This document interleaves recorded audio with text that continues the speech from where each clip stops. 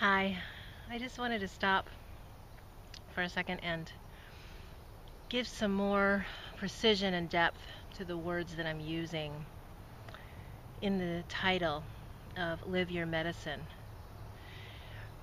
Responding to the evolutionary wake up call to remember your love, your art, and your medicine.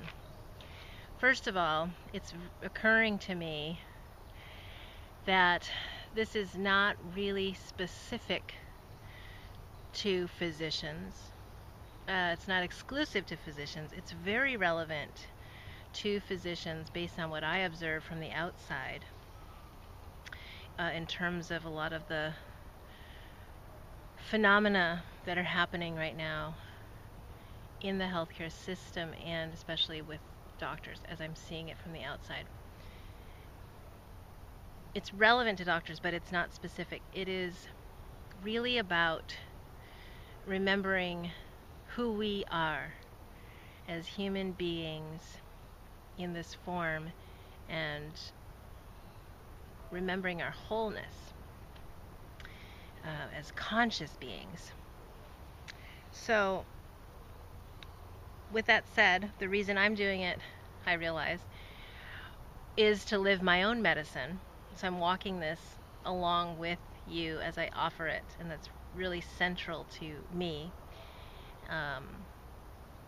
And living my medicine means reintegrating the parts of me that I severed ties with. When I left medicine, there were a whole host of things that I left behind very willingly, and I chose to leave them behind at the time. And yet I see through my own journey, now 14 years later, that those parts of me never left. And remembering, reintegrating those aspects of myself that I felt I had to divorce myself from when I left medicine is necessary for me to fulfill my greater purpose in life,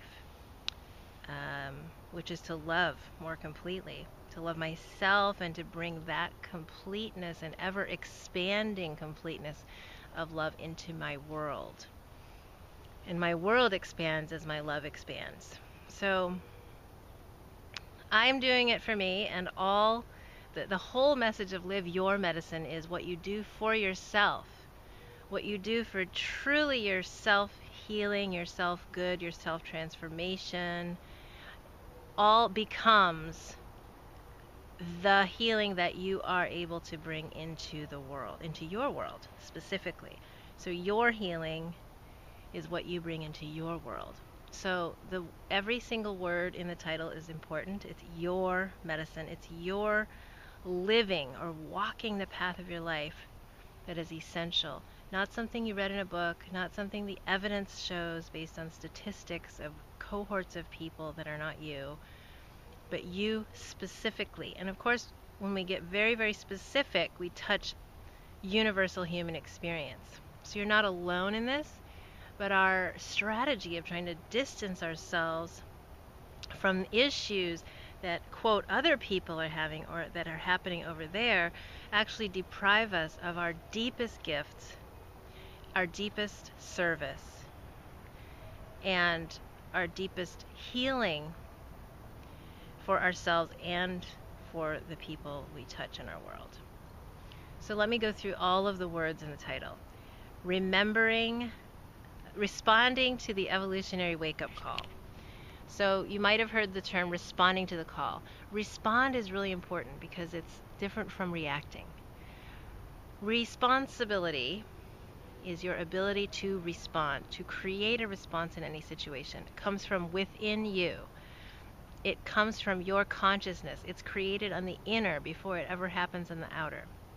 A reaction, which may be the way that you are very familiar with operating in because it's the way our education system, our media, the healthcare system, and so many other, and advertising, all condition us to react. So we look outside ourselves, We measure ourselves against some external standard. We have some idea of a metric that we're supposed to meet, and then we go after it by pushing outwards. The response, or responding, is an emanation from the center of our being that's an expansiveness, like a pulsating sphere, where the center, the core of the sphere is our being, it's our breath, it's our spirit. And as we breathe, we become, this response is our becoming, our action in the world that comes from our being. So that's the kind of response I'm talking about. Evolutionary wake-up call. So there are certain quantum leaps in our evolution that are calling to us now. It's not just physicians. Again, it's every being on the planet, including the planet itself, as expressed by the environment, that is calling for a different way of seeing and being and doing. The pain that's being felt, the destruction, the suffering, the conflict, it's all a call. And it's calling us to wake up, or we could sleep through it.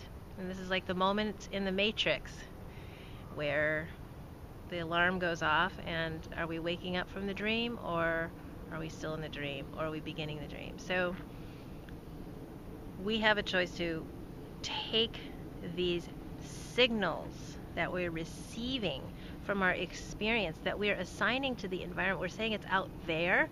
We're saying, look at that over there, or look at what's happening to me. Look at the system that I'm a victim of.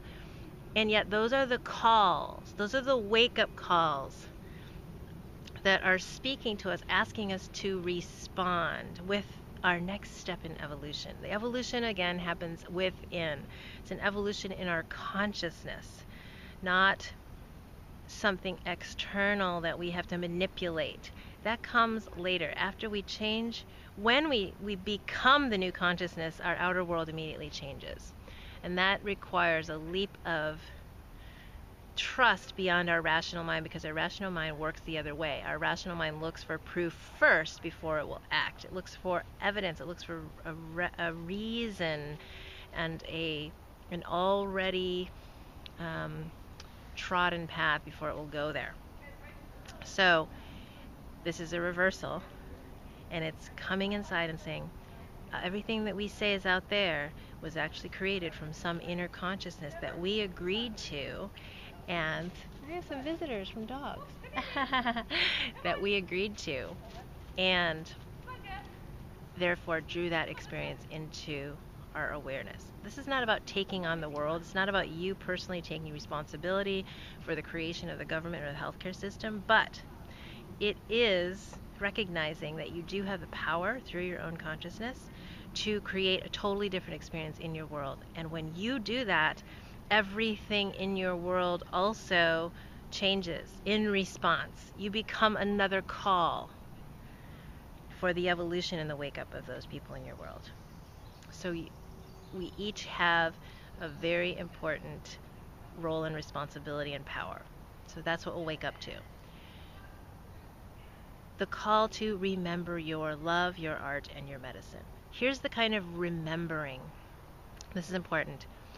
Remembering in this case does not necessarily mean remembering something that you were consciously aware of. Remembering may be a remembering to a consciousness that you completely bypassed in favor of some belief system that was handed to you. So we're born with some kind of consciousness, a life force that's in us. But do we have conscious connection with it? Or in the moment that we're born, are we immediately exposed to some external consciousness that begins to layer itself over that? And do we actually go through most of our lives asleep to our true remembering of the love that we are? So the remembering I'm talking about is not going back to a childhood experience necessarily. It may be going back to a pre-conscious moment. So not in your current catalog of memory, but reopening a file that has never been accessed before. That level of remembering, because it's in you, it's in your being, but you may not be awake to it, and you may never have been awake to it to date. So this is a courageous remembering into a brand new consciousness. And the love that you are, the love I'm referring to, is not Hallmark card love, romantic love, the song lyrics about codependent love that we are totally exposed to on a saturation basis in our culture, not the movies and the soap operas and the dramas of love that we see in the media. Again, this is the life essence love, the evolutionary love that loved you into being, the love that brought a sperm and egg cell together, the love that drove that union of a cell, two into one, to then divide and become a more and more complex organism that formed the body that you have today, and that continues to drive life in your body and in your consciousness and in your breath. So what is the love that drives the breath that breathes you? That's the love we're talking about. And of course, it's beyond verbal comprehension, and it's beyond description. It's a knowing and a feeling and an essence. Your art, it's about waking up your own creative essence. It's not about being an artist, whether or not you identify as an artist. Art means expressing who you are from a knowing of who you are. Knowing that you are creatively powerful, you have the ability to respond, and you are your love. So your desires, by virtue of your being aware of your desires, they exist in you already. And art is bringing those desires into being through you. And it may mean a visible form, but it may also just mean how it emanates from you, as you. And think of how powerful that is in your world.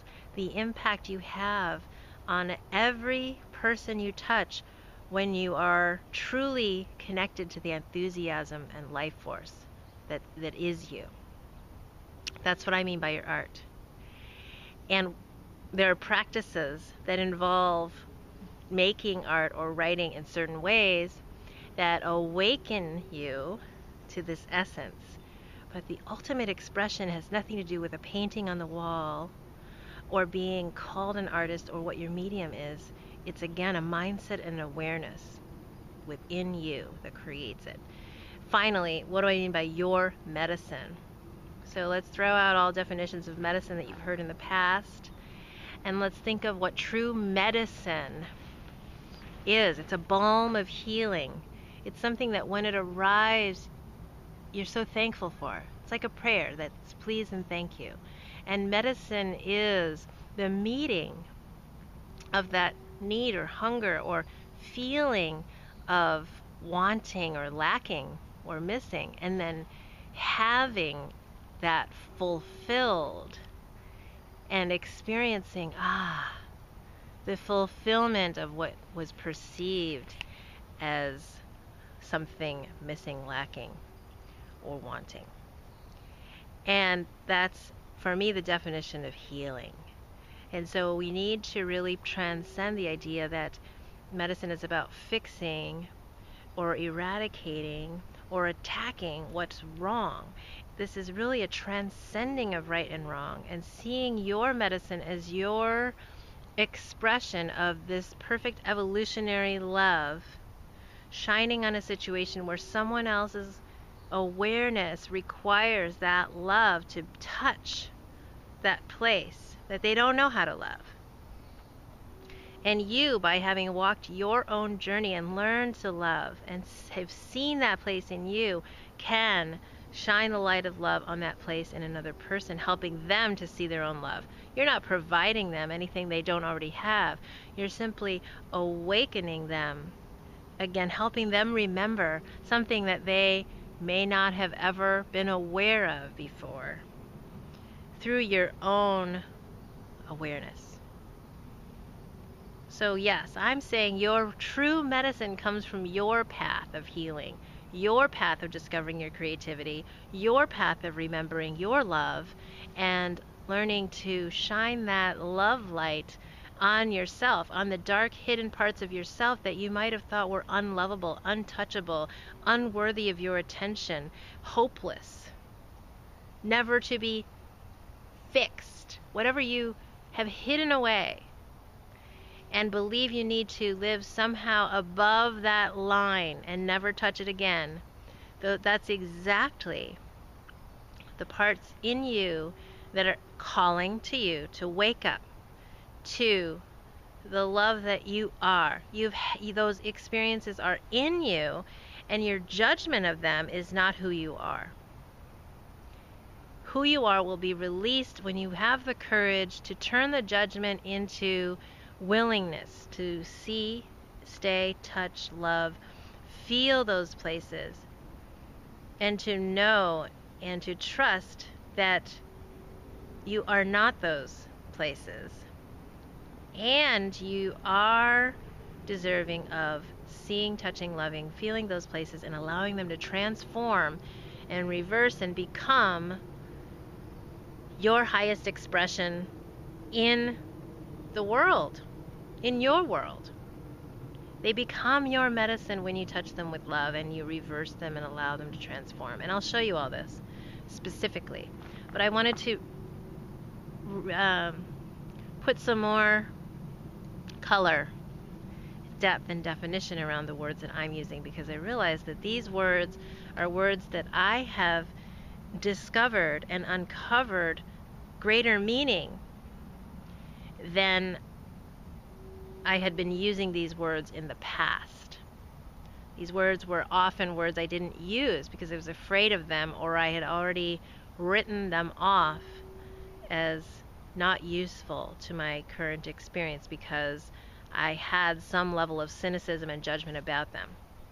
And so I'm here to resurrect a different meaning for these words. This is my experience, and I invite you, and the program will be about leading you in a process where you discover, not through verbal understanding, through your feeling world, bodily experience, sensory experience, and your consciousness all together, discover a new experience of these words for you and a new way to bring them into action in your world for you.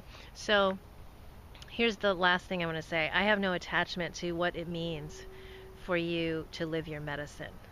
I do believe that every single one of us, beings alive in this world, have a medicine to bring. And let's broaden our definition of medicine, not the mechanics of practicing medicine in the U.S. healthcare system. That's very, very narrow and very, in a way, static.